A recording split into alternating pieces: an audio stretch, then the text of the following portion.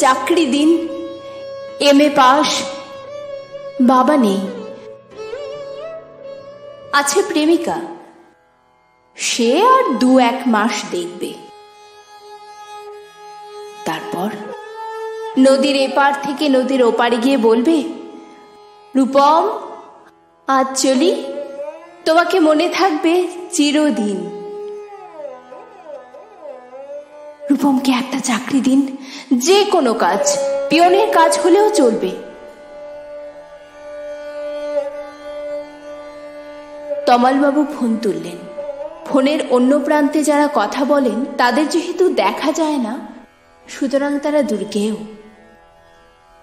তমালবাবু মামাকে বললেন, রূপমের একটা চাকরি দরকার। মামা বললেন কাকাকে, কাকা বললেন জ্যাঠাকে, জ্যাঠা বললেন বাতাসকে। মানুষ জানলে একরকম, কিন্তু বাতাস জানলে প্রথমেই ছুটে যাবে দক্ষিণে। সে বলবে দক্ষিণের অরণ্যকে, অরণ্য বলবে আগুনকে।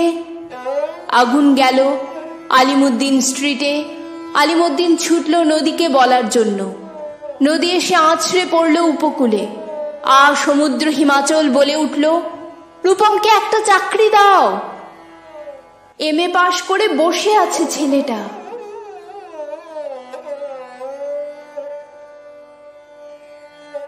কয়েক মাস বাদের ঘটনা। আমি বাড়ি ফিরছিলাম সন্ধেবেলায়। গলির মোড়ে 7-8 জনের জটলা দেখে থমকে দাঁড়ালাম। জল থেকে সদ্য তুলে আনা রূপমের ডেড বডি, সারা গায়ে ঘাস, খড়কুটো, হাতের মুঠোয় ধরে থাকা একটা 1 টাকার কয়েন। পাবলিক বুথ থেকে কাউকে ফোন করতে চেয়েছিল রূপম। ভারত সরকারের 1 টাকা কয়েনের দিকে আমার চোখ। সারা গায়ে সবুজ ঘাস, ঘাস নয়, অক্ষর।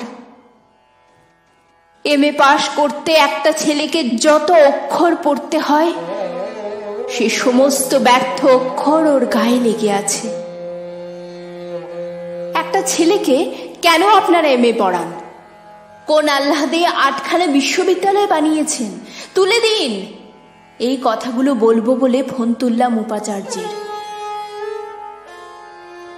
ফোন বেজে উঠল, ফোন বেজে চলল, ফোন বেজেই চলল। 20 বছর ধরে ওই ফোন বেজে চলেছে, আরো 20 বছর বাজবে। বাতাস বলছে অরণ্যকে, অরণ্য চলেছে নদীর দিকে। নদী উপকূল থেকে আছড়ে পড়ে বলল, রূপমকে একটা চাকরি দিন। কে রূপম? রূপম আচার্য, বয়স 26, MA পাস। বাঁ দিকের গালে একটা কাটা দাগ আছে।